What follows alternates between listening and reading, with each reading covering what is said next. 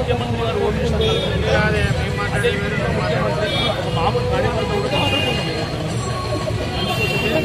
ఏదైతే 10 సంవత్సరాలు చేయలేదో ఇప్పుడు మా గవర్నమెంట్ వచ్చిన తర్వాత ఒక్క సంవత్సరంలోనే అన్ని కదలిక జరిగింది.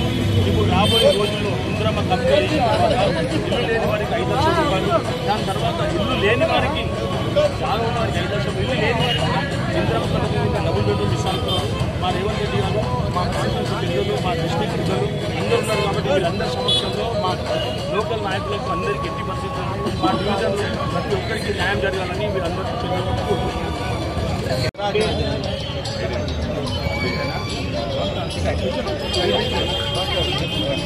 కాంగ్రెస్ పార్టీ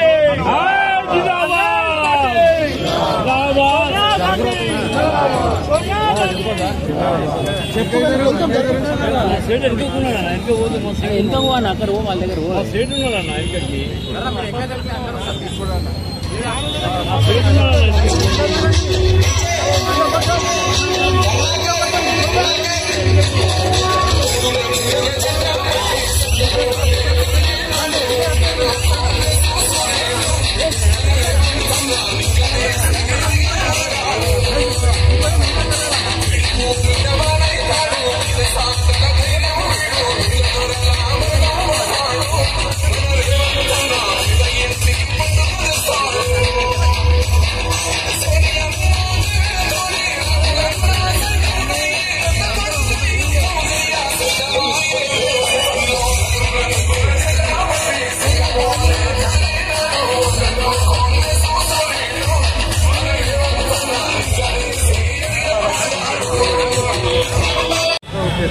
ఇది కరెక్ట్ కదా అని కేసీఆర్ అంటున్నారు. దానిపైన ఇప్పుడు అదే మా హరివర్ధన్ రెడ్డి గారు చెప్పారు, దేవత వేరు, మన తెలంగాణ తల్లి వేరు, అమ్మ వేరు.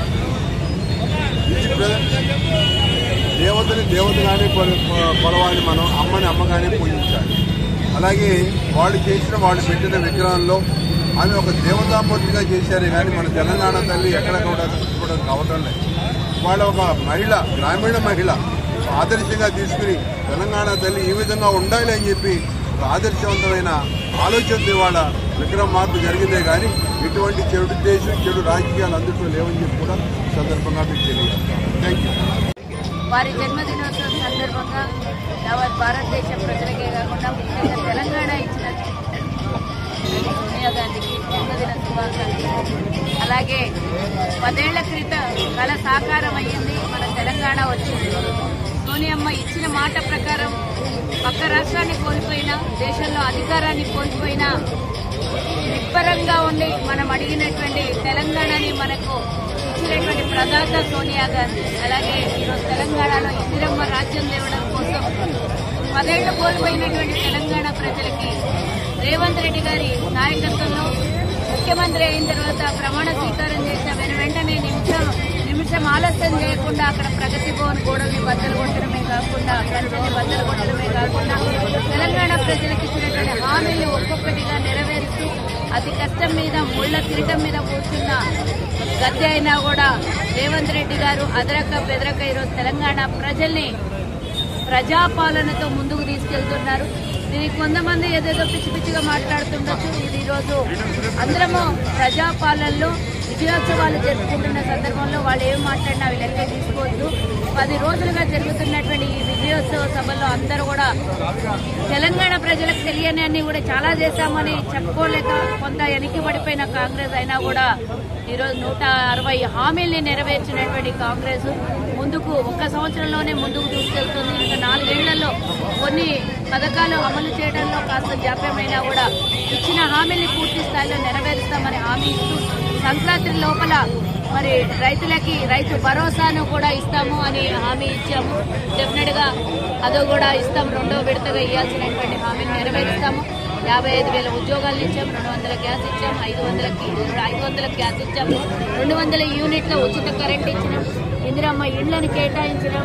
అంతేకాకుండా హైదరాబాద్ వాసులందరికీ కూడా ఈరోజు మరి మూసి పరివాహక ప్రాంతాల్లో నివసిస్తున్నటువంటి వాళ్ళకి ఇబ్బంది కలగకుండా వారికి అందరూ కూడా చేయూతనిచ్చి ప్రభుత్వం 2 లక్షల రూపాయల నుంచి 25,000 రూపాయలు వాళ్ళ ఖర్చులకు ఇచ్చి ఇందిరమ్మ ఇండ్లలో డబుల్ బెడ్రూమ్ ఇండ్లలో చేర్చి మూసీని సుందరీకరణ చేయడమే కాకుండా హైదరాబాద్ లో మొదటి విడతగా ఏదైతే మనం మెట్రో తెచ్చినామో కాంగ్రెస్ హయాంలో ఇప్పుడు 2వ విడతగా మెట్రో రైల్ని శాంక్షన్ చేయడం కూడా మనం చూసినాము. అలాగే హైదరాబాద్ లో ఉన్నటువంటి ఉస్మానియా ఆసుపత్రిని కూడా 32 ఎకరాలతో కన్స్ట్రక్షన్ చేయడం కోసం కూడా అన్ని పథకాల్ని ఒక్కొక్కటి కూడా ముందుకు తీసుకెళ్తున్నటువంటి కాంగ్రెస్ ప్రభుత్వం ఎవరు కూడా ఏ రాష్ట్రంలో కూడా సంవత్సరం లోపు ఇన్ని హామీల్ని నెరవేర్చినటువంటి ఏ రాష్ట్రం కూడా లేదు. ఈ రోజు అసెంబ్లీ సాక్షిగా పూర్తి వివరాలను కూడా ముందు పెట్టబోతోంది ప్రభుత్వము. కానీ ప్రతిపక్ష నాయకుడు అసెంబ్లీ కూడా వస్తాడో రాడో ఛాలెంజ్లు బయట కూర్చొని పులి వస్తుంది అని మాటల గారడి చేస్తున్నటువంటి టీఆర్ఎస్ ఈ రోజు రమ్మని మేము ఛాలెంజ్ చేస్తున్నాం. మీరు 10 ఏళ్లలో చేసినవి మేము 10 నెలల్లో చేస్తే కూడా చూపిస్తామని ఈరోజు మా నాయకత్వం రేవంత్ రెడ్డి గారు కూడా పిలుపునిచ్చారు. వ్యతిరేకం ఇక్కడ ఎక్కడా కూడా ప్రజల్లో లేదు, సృష్టించే ప్రలోభం చేస్తున్నారు తప్పించి ఇంకోటి ఏం లేదు. ఈరోజు సాయంత్రం 6 గంటలకి మరి తెలంగాణ తల్లిని ఆవిష్కరించుకోబోతున్నాం మనం విగ్రహాన్ని. దీనికి తెలంగాణలో ఉన్నటువంటి ప్రజలు కేవలం కాంగ్రెస్ నాయకులు కాదు, తెలంగాణలో ఉన్నటువంటి 4 కోట్ల మందికి ఆహ్వానం పలకడం జరిగింది. అంతేకాకుండా ప్రతిపక్ష నాయకత్వానికి కూడా ఈ ఆహ్వానం పంపించడం జరిగింది.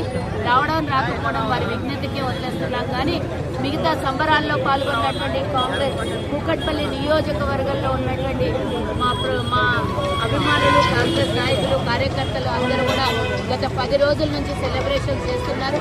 వారందరూ కూడా ఇదే ఉత్సాహంతో ముందుకెళ్లి రాబోయే మున్సిపల్ ఎన్నికల్లో ఇదే ఉత్సాహంతో పనిచేసి అన్ని డివిజన్లలో కూడా గెలిపించాలని కోరుతూ ఈ రోజు మరి ఇన్ఛార్జిగా ఉన్నటువంటి మండి రమేష్ అన్న గారికి, అలాగే డీసీసీ అయినటువంటి హరివర్ధన్ అన్న గారికి, అలాగే సత్యం అన్న గారికి పాల్గొన్నటువంటి ప్రతి ఒక్కరికి కూడా ఈ కార్యక్రమాల్లో రోజు పాల్గొన్నటువంటి